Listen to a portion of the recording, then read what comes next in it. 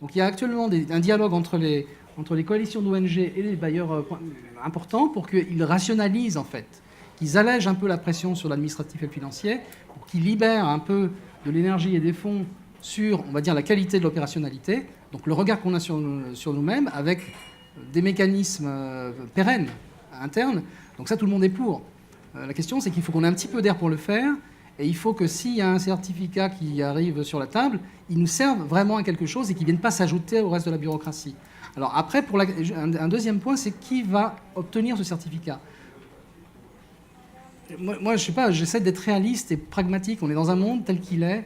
Demain, dans un pays X, est-ce que je ne cite pas d'organisme pour ne pas faire de mal à personne, quoi. Bon, mais un organisme qui a un statut d'auxiliaire des pouvoirs publics au Kenya, au Nigeria, au Pakistan, et qui est donc commandé par l'autorité nationale, est-ce qu'il ne va pas avoir automatiquement le certificat, vous voyez ?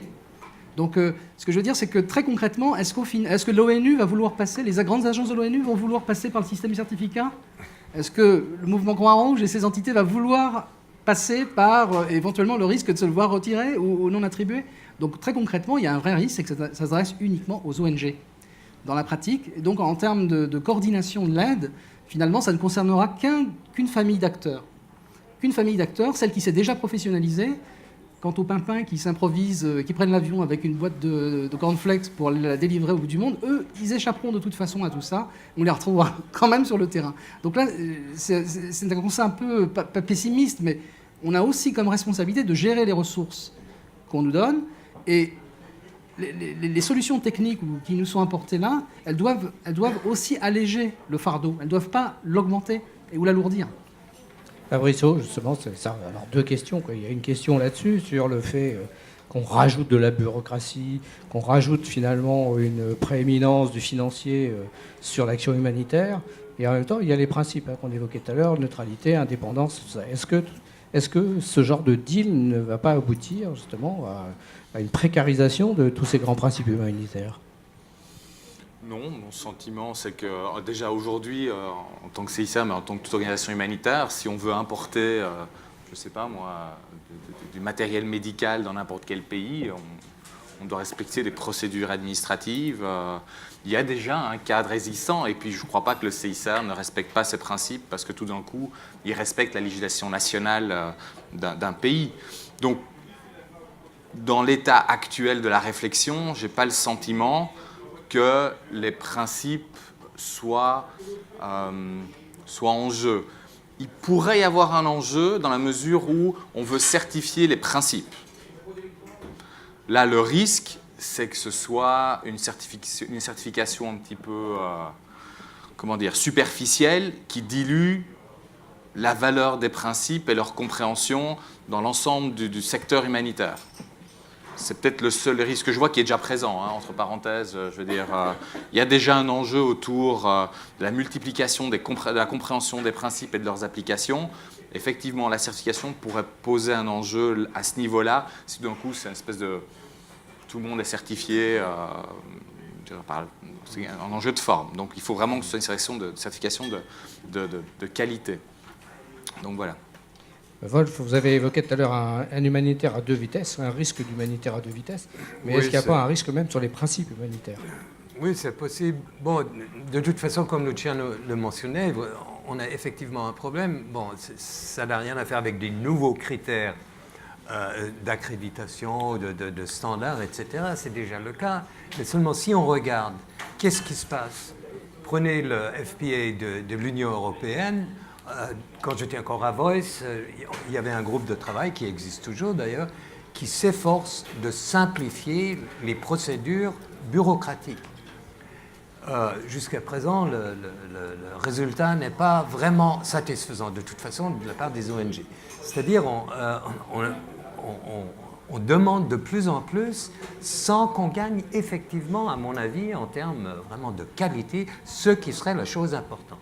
Deuxièmement, ce qui n'est absolument pas discuté dans ce contexte, c'est où va l'argent comparé aux besoins. Ça, c'est un débat qu'on n'a pas posé, que je ne vois pas, malheureusement, que je crois qui est central. C'est-à-dire, est-ce que les ressources sont suffisantes?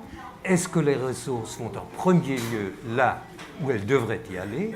Ou bien est-ce qu'il y a des choix autres qu'humanitaires qui sont en jeu? Donc, à mon avis, quand on parle de standards, etc., à mon avis, tout ça doit rentrer dans le jeu. Pas seulement des questions techniques à la cire ou je ne sais pas. Et en plus, bon, cette question de certification, ce n'est pas le certificat, le prix du certificat lui-même, mais c'est le temps des gens qui sont obligés de travailler ou de coopérer pour faire toute cette évaluation si en fait l'organisation fonctionne selon les standards que vous avez émis. Donc, et ça c'est quand même un coût qui est assez considérable à mon avis, mais bon je peux me tromper. David, questionné. Oui, bah, évidemment que ça a un coût, mais après le coût de la non-qualité, ça a aussi un coût. Quand on fait un programme sans avoir pensé les choses correctement et qu'on se retrouve à avoir dépensé un demi-million qui sert à personne, ça a aussi un coût. Donc autant dans le secteur privé, on a une gestion de la qualité, il y a une raison pour ça. Maintenant, sur la question des valeurs, effectivement, dans le projet du SCHR, il y a l'ambition d'avoir des critères liés par exemple à l'impartialité. Je crois qu'il y a un pilote qui est prévu là-dessus. Je pense que ce sera intéressant de voir comment ils vont faire ça. Je pense que c'est important d'avoir quand même un check des valeurs pour savoir que les valeurs humanitaires soient représentées. Maintenant, comment le faire, c'est quelque chose qui est peut-être un peu ambitieux. Peut-être juste un point aussi on a beaucoup parlé des ONG qui doivent être certifiées. Ça a été évoqué, mais il y a aussi une responsabilité par rapport aux donateurs. Comme ça a été dit, le GSI notamment, ça a été en partie le fait d'une pression des donateurs pour dire voilà, get your act together, rassemblez un peu les choses, trouvez des synergies. De l'autre côté, on a effectivement depuis 2003 un engagement des donateurs à travers le Good Humanitarian Donorship d'harmoniser le reporting. Pour l'instant, ça n'a pas vraiment avancé beaucoup. Donc si on veut aller vers un système de certification, mais que ça vient en plus de ce qui existe pour les organisations humanitaires, ça va être problématique. Si on n'est pas capable de trouver des synergies et de dire, voilà, s'il y a ce certificat qui se passe, eh ben on aura des équivalences avec le FPA ou avec d'autres systèmes d'accréditation des donateurs, je pense que ce sera problématique de faire passer la pilule.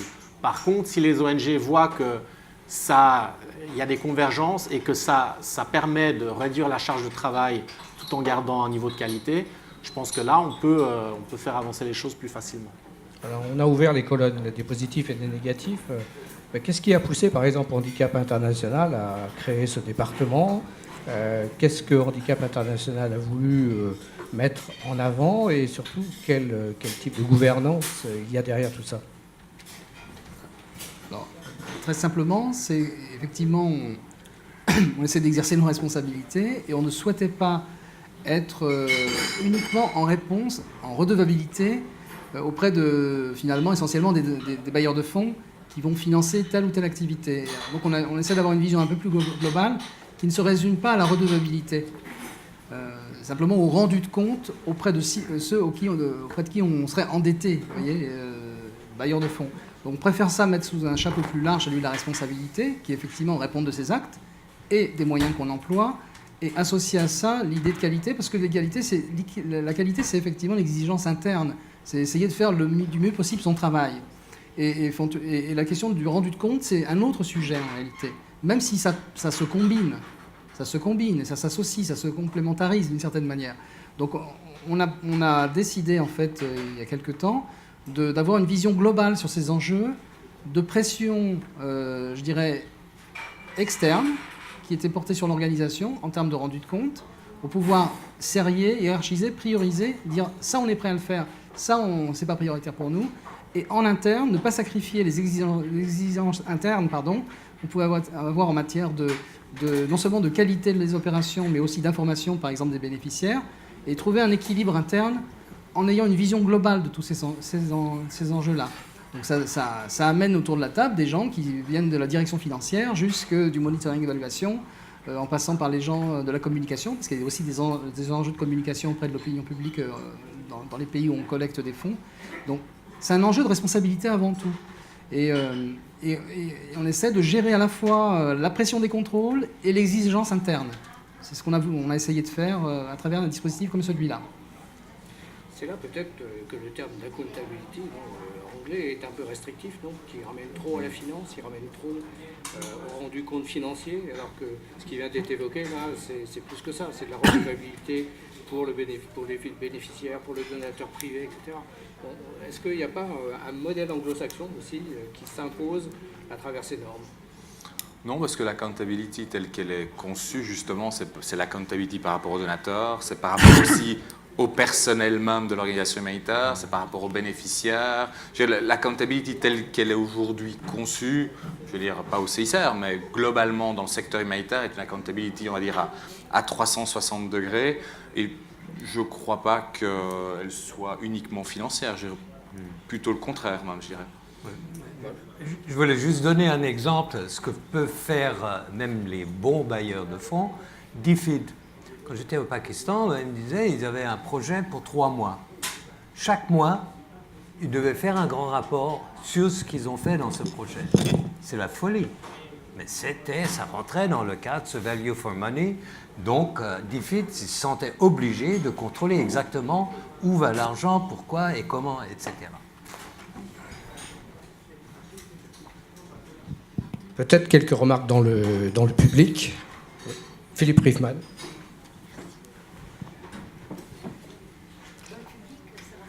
Ah, on a un micro à se partager, je pense.